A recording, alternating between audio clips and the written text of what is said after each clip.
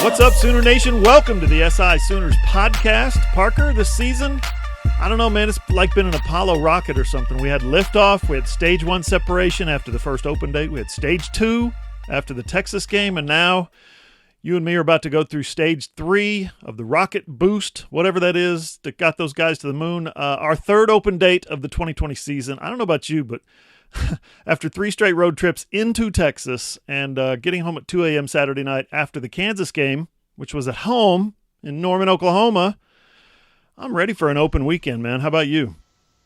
Yeah, certainly it is kind of nice not to have a game on the slate, if we're being completely honest, just based on how much we have had to do over the last few weeks. But I'll tell you what, I don't know how I feel about the bye week from the Sooners' perspective, because on the one hand, you like to have a week to rest and recuperate and get all your ducks in a row as you hit the closing stretch of the Big 12 slate. But on the other hand, hey, you're riding a really terrific wave of momentum right now, and you don't want to disrupt that even in the slightest. So we'll have to see how this factors into the way the Sooners approach Bedlam on the other side of the bye week, and whether they're still the same team, whether there's improvement, whether there's a dip in their productivity level. So that's going to be more than anything what I'm looking forward to seeing once this bye week is coming past. 100 emoji on that one. We're going to pull that one apart a little bit later. I'm John Hoover. I'm in Tulsa. That's Parker Thune in Norman. Appreciate you guys listening to the SI Sooners podcast. Appreciate you guys watching the SI Sooners podcast over on my YouTube channel. We are a Sports Illustrated affiliate network. Hey, my suggestion, guys, leave us a rating on the podcast if you like it. We'd appreciate it. If you don't, then by all means, please don't leave us a rating if you don't like it. If you like it, rate. If you don't, move along. Just kidding. Appreciate you guys listening. Okay, OU slams Kansas on Saturday night in Norman. Final score, 62-9, man. Woo! I don't know, Parker. I'm pretty disappointed. The teams kept playing after they got to 55-3. I picked that score, 55-3. Everything was lined up for 55-3. In the fourth quarter, I'm like, come on, clock. Run, clock. Just run. Dude, I picked an absolute head-kicking score, and it wasn't enough, Parker. Is that how well Oklahoma played, or is that just how terrible Kansas was? Well, both to a certain extent, John, because Kansas didn't want to be there. I mean, let's just call it like it is. The Jayhawks didn't come in with any intention of competing, and for the most part, they didn't. Oklahoma outpaced them in every imaginable facet of the game. But to the Sooners' credit, it was clear that after some early first quarter struggles, it wasn't just the Jayhawks handing the game to them. Oklahoma put the foot on the gas and ran the Jayhawks into the ground. They scored double-digit points in every quarter, John. So it wasn't a case of this Jekyll and Hyde act that we see from Oklahoma at times, where they have a really hot quarter followed by a quarter where they don't cross the 50. It wasn't one of those kinds of things where they're streaky, they're on, then they're off. They kept the pedal to the metal no matter who was in the game, at what position. It seemed like everybody was in tune and focused on the task at hand for all 60 minutes of the game, which, granted, is easier to do against a team like Kansas, but it's an encouraging sign nonetheless for this team as we're now 7 games into the 2020 season. No doubt, man. We're going to pull apart the OU defense now in the second segment. Okay, we really need to dive into them. Obviously, there's a ton to get to there. But right now, Parker, let's get into the Oklahoma offense. First of all, let's say this up front. Just imagine that everything we're about to say, every word is followed by the phrase, yeah, but it was against Kansas. We know it was against Kansas. Kansas is awful. Kansas is terrible. Kansas is very bad. But we got to say, Oklahoma played great. I thought they played great. Maybe not as great as Texas Tech. I had a friend tell me today, probably not as sharp. I agree with that. Probably not as sharp, obviously, the turnover and things like that. But I want to talk about the obvious first. Spencer Rattler, Mr. Tough Guy, your quarterback, right? Ran over Ricky Thomas, the Kansas safety at the goal line. First of all, I thought he slowed up a little bit, like, well, I'm not going to throw it, so I'm going to run it. And he started running it, and he kind of slowed down a little bit, like, I'm obviously going to get in, so I'm just going to look good while I'm getting in. And then Kansas safety comes up. Ricky Thomas is not a small guy. And, Spencer Rattler's like, oh, there's somebody going to challenge me at the goal line. Well, I'll show him, and lowers his shoulder. And Spencer Rattler took a big hit. Apparently on the hip. I thought it was more toward the shoulder, rib cage area, but, yeah, apparently hit pretty hard in the left hip. I don't know. Here's where I guess I'm going with this. We all know that if you analyze the post-game quotes, you listen to what Lincoln Riley said, and you listen to what obviously Spencer Rattler said, and you look at how the play unfolded, and you look at the events that unfolded after the play, which was Spencer Rattler took himself out and Lincoln Riley put him back in. And then when the game was obviously over, and all of Twitter and all of the commenters and everybody watching the game on TV was saying, "Take him out, take him out. It's 34-3. It's 41-3. Take him out." Lincoln Riley kept putting him back in there. So here's where I'm going, Parker. See if you can keep up with this. Did it look like to you, and maybe I'm reaching on this, but did it maybe sound like after the game that perhaps Lincoln Riley put him back out there for 2 drives after halftime, kind of left him out there a little bit, like a pitcher that's getting roughed up a little bit. You leave him out there to eat some more innings up. And it looked to me, and maybe that's what I'm asking you, did it look to you like Lincoln used that as a teaching moment? Because the way he phrased it after the game, he said something like, "Once I knew he was fine." In other words, once I knew it wasn't a serious injury, but just a bruise. Sure, I'm sure it hurt. I'm sure it was sore, but I'm going to make him stay out there and become kind of that leader. Okay? I mean, Ramondre Stevenson said after the game, "I didn't know Spencer was going to lay it all on the line for us like that." That says a lot. Lincoln Riley, for instance, loves tough quarterbacks, obviously. And I think he maybe saw that as a chance to let Spencer Rattler, for the first time, show his guys, Parker, how tough he can be. Well, this is kind of where I am not following Riley's rationale here, John, is the fact that Rattler took himself out of the game, right? So it's not as if Rattler's banged up, but he's as competitive as they come, and he's dying to stay out there on the field, and he's going to talk his head coach into letting him go back out and take the snaps. Because in a situation like that, I understand why a guy like Lincoln Riley would say, "Okay, you know what? You want to step on their throats? You want to put another couple touchdowns on the board before you call it a day? Great, go back out there." But the fact that Rattler took himself out of the game, thereby indicating that this issue, whatever it was, bruise, hip pointer, whatever the issue was actually significantly hobbling him. And he didn't feel comfortable going out there and throwing the football and running the offense. And then the fact that Riley, in spite of that, sent him back out, to me it's just a massive question mark. I don't know what to make of that. I don't know what Riley's rationale there is. And if it is to show the rest of the team that Rattler can tough it out, then how genuine, how legitimate is that, John? Because it's not Rattler putting his own toughness on display, right? It's Riley compelling him to prove that he's tough. Rattler doesn't want to be out there. If he did, he wouldn't have taken himself out of the game.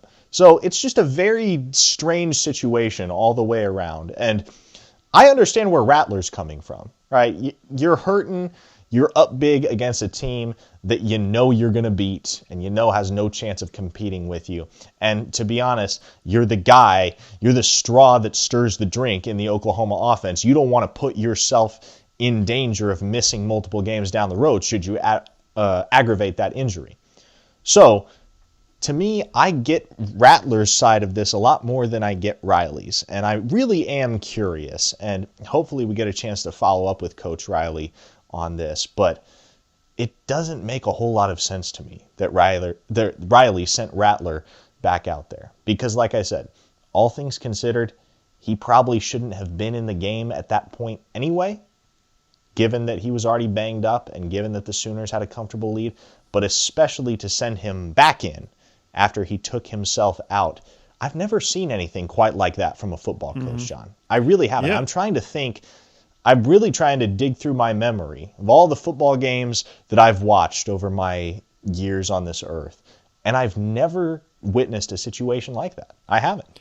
You make some good points. What I would add is that Rattler's not had a chance yet to prove how tough he is. Where it gets interesting to me is that he was clearly not right. He was not, he was experiencing pain in his hip when he would plant and step and throw the ball forward, and the ball wasn't zipping out. It wasn't accurate. Some of them were hitting the ground. that's where it pays diminishing returns, if anything, to me, is that, hey, he's not the best quarterback out there. Speaking of which, I thought Tanner Mordecai came in and looked a little shook at first. That first drive went nowhere. He gets sacked. They settle for the field goal.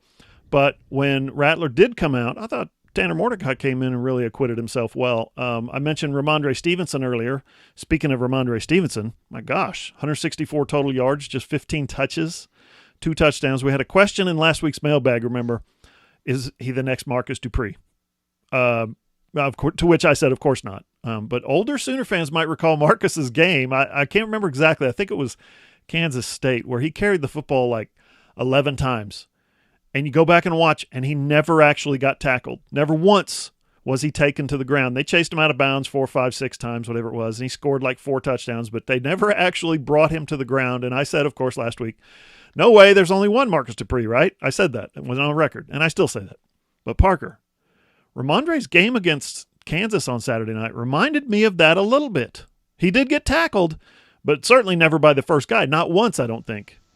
Yeah, John, I was, of course, up on the photo deck for that game shooting highlights, and I was looking through all the highlights that I shot earlier today, and I didn't get quite every play. I think there were maybe 6, 7 plays throughout the game that I missed for one reason or another on the tape. But I watched every single one of Ramondre Stevenson's carries that I had on tape. And on every single one of those plays, he made the first tackler miss. Every single one, John. There was not a single time in this game, to my knowledge, based on what I have documented on film, that the first man to hit Ramondre Stevenson brought him down. That's remarkable. It really is. And I don't care who you're playing. I don't care what the level of competition is. I don't care how good people think you are or what comparisons you're drawing. To touch the ball 15 times and never to be brought down by the first man who makes contact with you, that is special, John, and Ramondre Stevenson is special, and we're beginning to see that a lot more now that he's the clear-cut lead back in this backfield. And we saw it in spurts last year, but there was only so much he could do behind that Trey Sermon, Kennedy Brooks law firm. And he got 64 carries all of last year.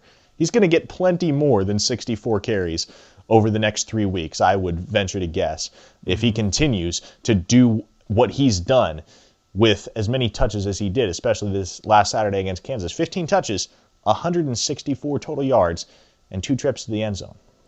I said it before. I think he's the best player on the offense. I think he's the most physically gifted player on the offense. He takes the place, I think, in the pecking order of T.J. Pledger. T.J. Pledger on Saturday night looked good, ran hard. I think he ran harder than usual even, which is saying something.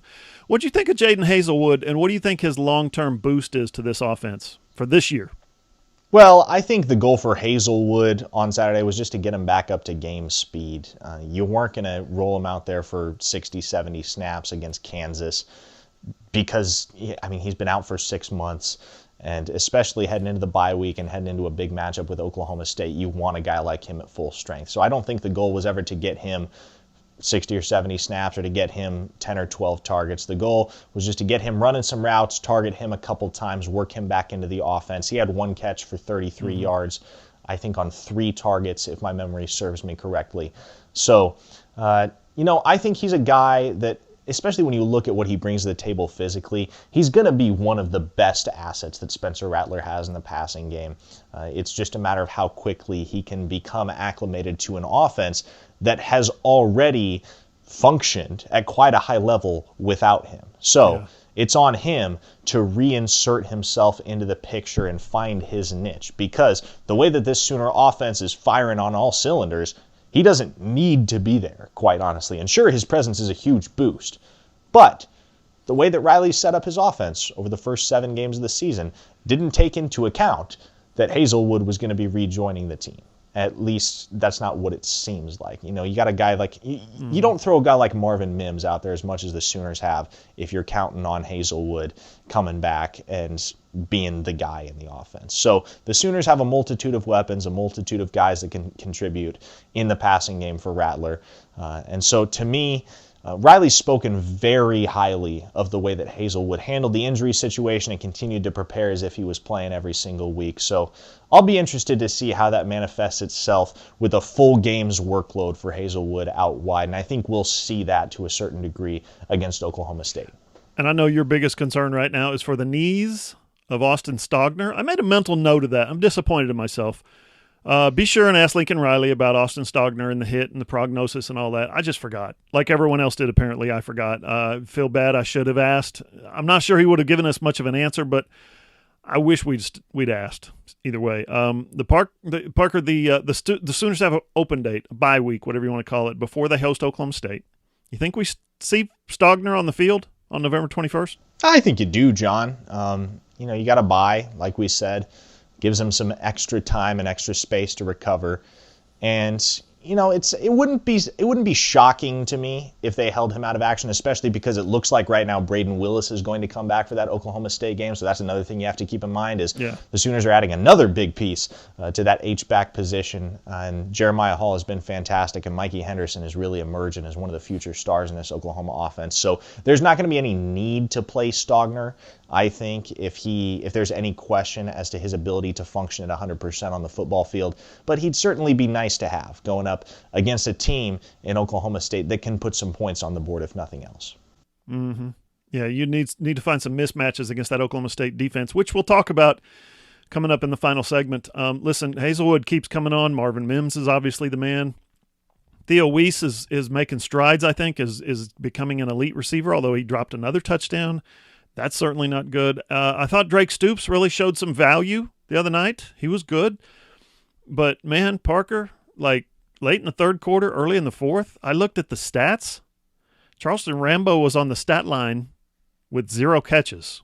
I'm like, wait a minute, 0 catches? Why is he on the – oh, because Spencer Rattler kept trying to get him involved. He had at one point 5 targets and 0 catches. This is a guy that was supposed to be your alpha receiver this year, Parker, and he – to me, right now, is really struggling to make a competitive catch. Well, I'll tell you what, John, after watching the tape, I do think that Charleston Rambo's final stat line, 2 catches for 20 yards, isn't quite indicative of how well he played on Saturday. I don't feel like Charleston Rambo has been shuffled out of this Oklahoma passing attack by any means. He was targeted several times. He did get some pretty bad balls thrown his way and wasn't put in a position, I don't believe, to have as much of an impact as he could have had. And we forget, he had a late touchdown that was wiped out by a penalty. So the contributions are there.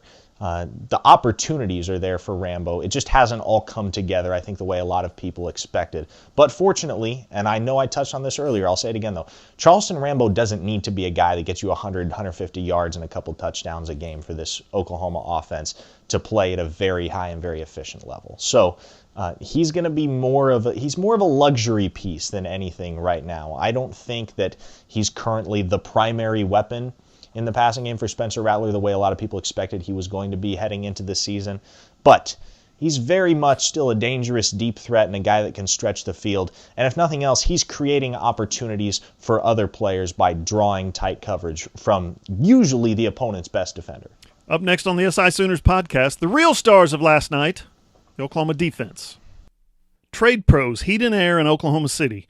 Whether you just need service or a mini split for your home office, studio, or man cave, or if you're finally ready to upgrade to a more efficient train system for your entire home, get a free estimate from Trade Pros for all your heating and air needs. Trade Pros earned a Best of 2020 award from Home Advisor and has nothing but 5-star reviews on Google. Go to TradeProsOKC.com or call 405-675-0176 or just book your appointment on Facebook. Trade Pros, that's one word, Trade Pros Heat and Air.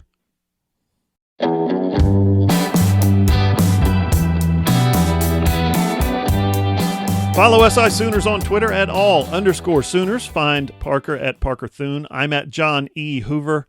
Our website, allsooners.com. The first 2 months of this season, that's right. We've been either number 1 or number 2 on the entire Sports Illustrated College network. Seriously, folks, we're playing for a natty here. We're like number 2 this week. So, not this week, this month. What am I saying? So, Bama, here we come. We want Bama. That's the way we're going to say it. Anyway, it's all free. No memberships, no subscriptions, no credit cards. Check out the video version of this here podcast over on my YouTube channel, John Hoover Media. Parker, the OU offense last night was great. 540 total yards, 31 first downs, 8.1 yards per play, but blah. The OU defense was the star of last night's game. We could go through every position. Hey, we probably will. Who knows? It's a podcast. We're allowed to do that. But, man, 9 quarterback sacks, held Kansas to 3 of 19 on third down, 11 tackles for loss. They basically chased poor Jalen Daniels into his nightmares last night and then ultimately just beat him into oblivion, Parker. Yeah, my goodness. The hit that Isaiah Thomas put on Jalen Daniels for sack number 9 in the fourth quarter, I felt so bad for the kid. A freshman playing behind a real shoddy offensive line, going up against one of the most fearsome defensive lines I would posit in the entire country right now when you think about who they're lining up in Isaiah Thomas, Perrion Winfrey, Nick Bonito, and Ronnie Perkins. I mean, that was a mismatch from the get-go, and Daniels was under duress all game long. And I tell you what, 9 sacks, John, 9 sacks is a lot of sacks. And we saw the Sooners record 9 sacks last season against Texas in the Red River Showdown, which was eventually a 34-27 victory. But I can't remember a time before that the Sooners racked up 9 sacks in a conference game. I mean, my goodness, these guys are overpowering right now, absolutely overwhelming. And I get that, okay, they were playing Kansas, sure. But when you got multiple guys in the backfield on every single play, and we've seen it several weeks in a row now. You think back to the Texas Tech game, the TCU game, guys applying pressure constantly. I tell you what, this defense's success over the last 3 games of the regular season is going to be heavily predicated on how the Sooners play up front. Because right now, that has set the tone over the last 3 games for some really, really impressive overall effort on the defensive side of the football. And if they can keep that up, nobody's going to touch this team, John. Yeah, tied to school record, actually, with 9 sacks. And like you said, the D-line was just unreal. I asked Alex Grinch last night, how much does having Ronnie Perkins back help the overall pass rush? You know, single blocking for other guys and all that. He gave me a big, huge, long, drawn-out answer about schemes and overloading and playing half a field and cutting the field in half. And basically, I came back and asked a follow-up, and I boiled it down. I said, no. How does having Ronnie Perkins back help motivate and inspire the guys around him? And he gave me a great answer. He said basically among the things he said was guys like Nick Bonito with his 3 quarterback sacks had darn well better thank Ronnie Perkins. He said Perkins raises everyone else's level of play with his energy and his intensity and his effort. Here's what he said. He said, this is what elite D-line play looks like up here. I need to be at that level and not down here at the level I'm at. He was using that illustration with his hands, and you saw that last night from guys like Reggie Grimes, Marcus Stripling, Corey Roberson, all those young guys. Moving forward, Parker, that's absolutely huge for this defense. Yes, certainly, and you think about what a benefit Perkins has been and what an impact he's had in just 2 games since he's been back from the suspension. Look, we knew that Nick Bonito was already one of the top pass rushers in the country, but he was darn near unblockable on Saturday against Kansas, and a lot of that was due to the fact that you got Ronnie Perkins planted on the other end, just bearing down on the quarterback every single snap, and when you have to pay so much attention to that guy, how much attention can you pay to the guy on the other side? And so not only is Ronnie Perkins a difference maker in the sense that he, as an individual, can get after the quarterback with great regularity, he's a difference maker in the sense that he's automatically going to draw the best assignment more than anything else from the offensive line. They're going to match their best guy up with Ronnie Perkins, and if they need to double team him, they're going to double team him. But you got Bonito coming off the other side, you guarantee that he's going to have one-on-one more times than not, and generally a guy like Nick Bonito is going to win that one-on-one battle with an offensive tackle. And so, I mean, you throw in 2 guys that are phenomenal pass rushers for interior linemen in Thomas and Winfrey, and there's really no containing this Oklahoma defensive line. And you think about how over the course of their first 2 games in conference play, they only had 2 sacks, one against Kansas State, one against Iowa State. Now they had 6 against Texas. They had 3 against TCU. Or no, I'm sorry, 6 against TCU, 3 against Texas Tech, and now 9 against Kansas. So clearly there's been a step up. There's been some definite progress made, and that's not all on the shoulders of Ronnie Perkins, but it's due in large part to his presence right now. I think they're up to, in the last 4 games, including Texas, they're up to 40 tackles for loss as a team, which is ridiculous. The linebackers last night, I thought they were good. Not maybe elite, other than Bonito, who's more of a defensive end anyway. But Asamoah was good. David Agwebu was really good. So good, in fact, I think that he stepped in made his first start of the year at middle linebacker for Deshaun White, who Grinch said was banged up from the week before. Remember, he got whacked on the knee at Texas Tech, but he wasn't so banged up that he couldn't come in and get 2 tackles. It sounded like he might have just missed some time at practice. And Agwebu, man, he just kicked the door open. I think he's that good. He's come on that fast. In addition to the linebackers, Parker, I thought the secondary against Kansas, again, I know it's Kansas, but I got to say it, the secondary, wow. How about that performance last night? I tell you what, John, when I looked over the film, one guy that really stood out to me was DJ Graham, who made a couple of very impressive open field tackles. That guy's a true freshman, and that gives you some hope for where this secondary is headed under the Alex Grinch regime. I mean, but you talk about the regulars. I mean, Trey Brown got his second interception of the season. Brendan Radley-Hiles, for as much crap as I and many other pundits have given him, he did have an interception. He then fumbled, but hey, you know what? We got to take the good with the bad with a guy like Buki Radley-Hiles. Yep. But you're seeing a lot of guys come on strong. Woody Washington right at the top of that list. And much like the defensive line, I think you've seen a marked improvement, John. And I think a lot of it goes back to the Texas game. I think a lot of these players really grew up in the Texas game. If you look at how different the Sooners have been as a team, but especially on the defensive side of the football, since before that Texas game, and for the most part during that game, and then since, in the 3 games since, how much of an improvement we've seen all the way around. And again, they haven't played juggernauts, right? It's been TCU, Texas Tech, and Kansas. All 3 of those teams, in any other year, wouldn't even be in bowl contention. But at the same time, you got to give credit to the Sooners for stepping up in a big way as a team. And it's clear when you watch the tape, this isn't just due to the fact that they're playing inferior opponents. They have made noticeable improvements in really every level of the defense. And you talk about the defensive line, the linebackers, the secondary, all 3 of those groups. It's been night and day different since that Texas game. And so it makes me wonder if that was the turning point in Oklahoma's season. Well, you're 100% right. 3 weeks in a row, remember, they got a big lead, played great for 2 quarters, 3 quarters, whatever it was, and then collapsed either in the fourth quarter or second half. Well, they ended up making plays late in the game. Remember the interception in the end zone, and then by Woody Washington, they end up with another interception in the end zone. Sam Ehlinger threw 2 picks in the end zone.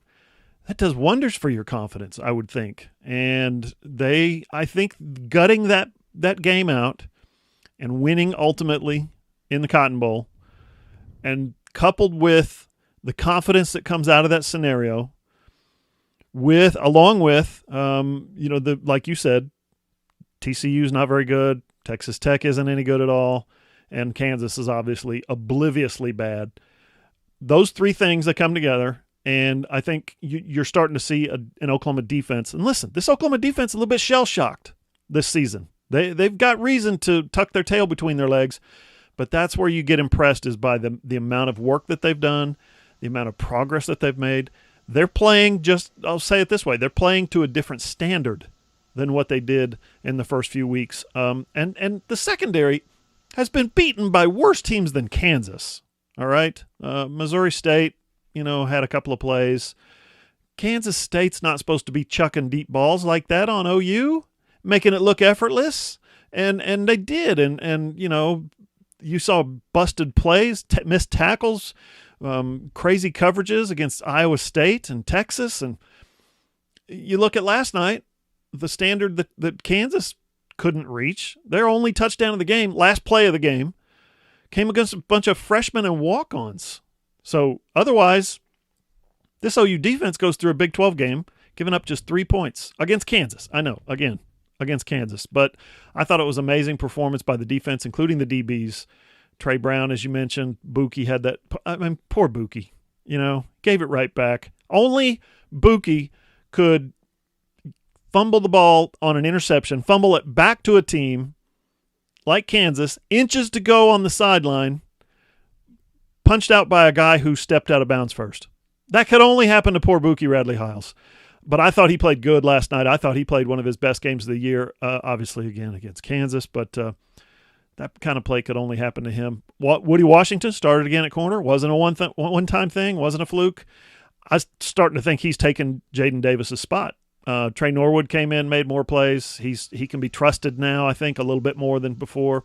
And it was good to see for the development of the program, the development of that position, Parker, was good to see all those freshmen come in. Speaking of freshmen, what did you think of Shane Witter and Brendan Walker getting in as early as they did? Again, against Kansas, but those guys seem to have earned their stripes a little bit. Absolutely, and Witter made a really big fourth down stop, if you recall, in that second quarter when Kansas decided to roll the dice on fourth and short in their own territory, and Witter was the one that denied Jalen Daniels the line to gain. And yeah, Brendan Walker, I think it was scored as a half sack, actually, but was in the backfield and had a shot at his first sack as a Sooner. I think he ended up splitting that one with Jordan Kelly, if I remember correctly. But it's great to see these young guys getting some action, especially in early game situations. It's not just in garbage time that they're playing. And I think one of the things that was interesting for me to see on Saturday, John, was that it wasn't the first team, then the second team, then the third team. Alex Grinch mixed and matched his personnel from a very early point in the game. You saw Reggie Grimes, for instance, getting snaps in the first quarter. So he was rotating guys in really early on. And that goes back to what he had told us in the Sooners' second bye week of the year when he said, hey, we're getting to a point where we're going to be able to rotate. And that's something we really want to do. And it's something that's going to make us better as a defense. And so that gives me some hope that Alex Grinch finally has this defense where he wants them. And he has all his personnel. He's got, as a coach, you want to have some type of idea as to when and where you can deploy all your viable personnel. And I think he's finally in a situation where he knows what he's operating with and he knows what each of these guys brings to the table and what kind of situation they'd be best suited for. So that gives me a lot of hope that Oklahoma's defense, as you start to look ahead to the next 3 games, the final 3 games of the regular season, maybe a Big 12 championship game, and then the bowl game, it really gives me hope that this strong play is a trend and not just a blip on the radar. I'll be eager to see how much this team improves this week in the open date because the 3 teams they got coming up, starting with Oklahoma State, obviously, hitting the road for West Virginia, those are, I don't know how good Baylor is. I don't think they're very good. But, we'll see. But that's not an easy finishing stretch, especially when you come back from an open date with Oklahoma State, top-ranked team in the Big 12. Up next on the SI Sooners podcast, we are going to talk about Oklahoma State and then the rest of the Big 12. But first, what's on deck for this week's open date? Hey there, loyal listeners. Parker Thune here with SI Sooners. Are you a business owner looking to get your product out there to the masses? Let's say you run a hotel in Norman, or a car dealership in Oklahoma City, or a restaurant in Edmond, or maybe you're just a small online business who creates and sells OU merchandise, and you want Sooner Nation to come sample your wares. Consider advertising in this space right here on the SI Sooners podcast. SI Sooners reaches thousands of readers, viewers, and listeners literally every day, and the SI Sooners podcast is the ideal place to find your next customer. To advertise, send an email to allsoonersi@gmail.com or send us a direct message on Twitter at @all_Sooners.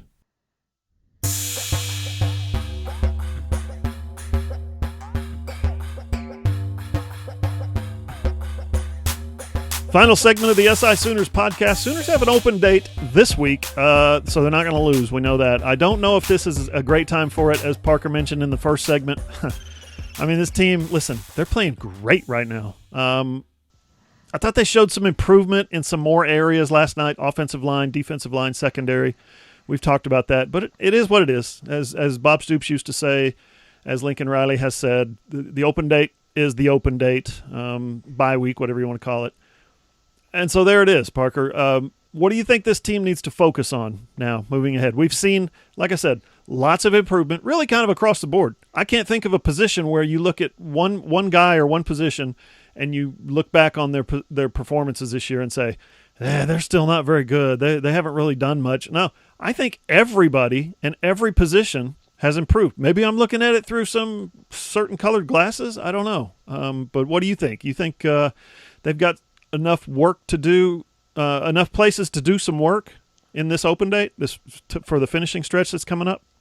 Well, here's the thing, John. You may not know what kind of tinted glasses you're looking at this all through, but I guarantee you that Gerald and all the YouTube trolls will let you know as soon as this episode's posted. So we'll get some clarity there. But no, in terms of what this team needs to improve on, it's really hard to pick one thing out. I feel like after the Missouri State game when they had the bye, and then when they had the bye in October, it was really easy to point at a few things that the Sooners needed to drastically improve on or needed to make the focus in the open date. And you really can't point to anything. I mean, the most concerning storylines, if you think about the last 2 weeks, the most concerning storyline coming out of Lubbock was that Gabe Burgich had just become the first Sooner since 2001 to miss field goals in 4 straight games. The most concerning storyline coming out of last night's game was the fact that Spencer Rattler's banged up. And so to me, here's what the Sooners need to do. I think the question marks about keeping the intensity up for 60 minutes, keeping the pedal to the metal, as Alex Grinch put it, I think those, we're getting close to a point where we can lay those to rest. I don't want to say it's completely a thing of the past, but the Sooners are definitely headed in the right direction there. And so I think the focus should just be getting your guys healthy. Right, you got Spencer Rattler banged up. You got Austin Stogner banged up. Deshaun White's banged up. You got a lot of guys that are playing with some degree of ailment. And you got Braden Willis, who's going to be coming back from an injury, presumably LaRon Stokes coming back from an injury against Oklahoma State. Obi Obialo, I'm curious to know what the deal is with him there, because we've only seen him in 2 games thus far this season, and he's barely made much of an impact. He was a guy that was penciled in as a starter heading into the year at that X position, and we just haven't seen much of him. And so, to me, I really want to see Oklahoma come out of the bye week at full strength, as close to full health as they can muster, and see what this team can do when they've got all their personnel at their disposal against a really solid opponent in Oklahoma State. It's finally going to resemble the Sooner football of old, I think, when Oklahoma takes on the Pokes in Norman on November 21st, because there aren't going to be any more guys sitting out because of suspensions. There aren't going to be as many guys you would hope sitting out in the COVID-19 protocol. You're going to have a really good Oklahoma team on one sideline and a really good Oklahoma State team on the other sideline, and neither of those teams are going to have any excuses. And that, essentially, at this point, amounts to a play-in game for the Big 12 championship. So there's a lot at stake for Oklahoma in that game. And so to me, you got to play these last 3 games as if you have no excuses. It's pretty much all out there on the table for Oklahoma at this point. I know they don't technically control their own destiny, but in effect, they control their own destiny. If they win their last 3 games, they're going to be playing in Jerry's World next month in the Big 12 championship and for a shot at a 6th straight conference title. So you got to go and take it now. If you're the Sooners, it's on you to go and make it happen. Yeah, I think you've seen a young team grow up. I think you've seen, especially when we talked about that Texas game, you've seen guys understand maybe what their role is, what the expectations of their position is, learning how to play college football. And then you've seen them challenged a little bit and kind of succeed, have some success at the end of games, like you said. So they're growing through some of those growing pains. But yeah, man, Bedlam. Woo, 2 weeks should be fun. Oklahoma climbed to number 18 in this week's rankings. 1 spot. You win 62-9, and you climb 1 spot. That tells me that everybody knows Kansas is just, well, they're winless. So that tells you everything you need to know. Oklahoma State stayed at number 14. Cowboys nearly lost their 2nd in a row, but they got up to Manhattan, and they hold on. 20-18 was that score. Texas hangs on to beat West Virginia, scores late, and hangs on to beat West Virginia 17-13. So, you see the trend here? TCU kicked the crap out of Texas Tech, 34-18. Kansas scored 9, so that's how many teams is that? 1, 2, 3, 4, 5, 6 teams in the Big 12 that scored less than 20 this week. Iowa State comes back to beat Baylor 38-31. Yeah, man, it's like in the Big 12, it's like, where did all the offense go? Or where did these defenses come from? Parker, what did you make of the Big 12 this weekend? John, it's just utter chaos. I don't know what to think about this conference. No one seems like they want to go and win it. And right now, Oklahoma is undoubtedly the team that nobody wants to play. But Oklahoma State, to have as much trouble as they did putting away a Kansas State team that's operating without its most dangerous offensive and special teams weapon in Joshua Youngblood and its starting quarterback in Skylar Thompson. I mean, this Pokes team headed into the year with legitimate Big 12 championship aspirations and, in some people's minds, college football playoff aspirations.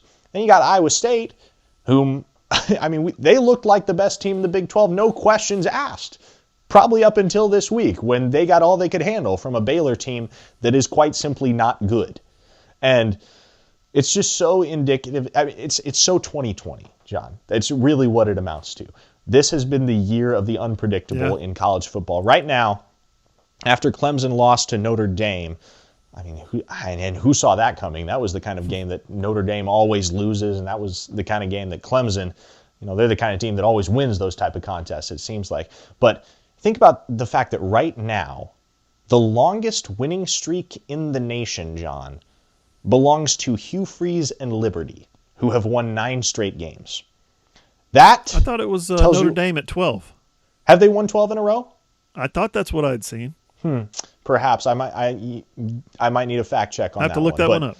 Yeah, but no, the reality is that tells you everything you need to know about college football in 2020. Absolutely. It is madness across the entire country, not just in the Big 12, but the Big 12 is certainly a microcosm of that. You nailed it. Now, Parker, I got to say on Oklahoma State, of all the defenses I've seen this year, I got to say I've been impressed with Oklahoma State's as much as anybody, and Tulsa's. Tulsa's defense is seriously good. It'd be good if Tulsa could actually get a game in at some point. They had another one canceled this past week. But, man, Oklahoma State's playing some really good defense. Yesterday, they end the game by intercepting Will Howard. K-State had gotten in the red zone twice, I think, in the first half, and they only came away with 2 field goals. And then they turned in, obviously, the play of the day. Israel Entwine strips the ball from Howard, and Jason Taylor runs it back 85 yards for a touchdown in what turned out to be a 2-point game. On a day when Oklahoma State didn't have Tylan Wallace, Chuba Hubbard wasn't himself, and then he got hurt. I think L.D. Brown was supposed to be held out, but he ended up played well. Mike Gundy said they limped through practice, didn't have a good week of work. He said after the game, he said, we were pretty beat up. Even without one of their best players on defense, Parker, Colby Harvell-Peel, the Oklahoma State defense won the day. This is just, I don't know, maybe I'm reading too much into it. I think this is just the kind of defense that is equipped to come into Norman in 2 weeks and pull off an upset in a couple. And yes, by the way, I know the rankings say one thing, but Vegas is going to tell us that Oklahoma will be favored in that game, so it will be an upset if Oklahoma State wins. So my terminology was not wrong there. But OSU's defense is experienced. They're athletic. They're aggressive. They make game-changing plays. And now in Jim Knowles' third year, I think they really look like they've gotten things figured out, Parker. John, they put Shane Illingworth at quarterback, and you got a contender. I'm just saying. Hey, Spencer Sanders has been erratic over the last few games, and I think it's pretty clear at this point in time that offense is only going to go as far as he goes. And so if he has a good game against Oklahoma, then I think you got a ball game on your hands. But if Oklahoma can create takeaways the way that they have the last couple of weeks, they had 3 takeaways against Texas Tech and 2 more against Kansas. If that trend continues and they force Oklahoma State to commit turnovers, it's going to be a bloodbath in Norman. And I think Oklahoma State's chances in this game lie in their ability to establish the run with Chuba Hubbard against a very strong Oklahoma front 4. And let's be clear here. Oklahoma State does not have a good offensive line. That's one of their major shortcomings. And so Oklahoma is going to have the definite advantage in the trenches, and that's something that Oklahoma State's going to need to overcome. That's something that Chuba Hubbard is going to have to be mindful of as he game plans for this contest. So to me, Oklahoma has the advantage in some very key matchups across the field. The X factor is Tylan Wallace. If he's healthy, he's the best receiver in college football.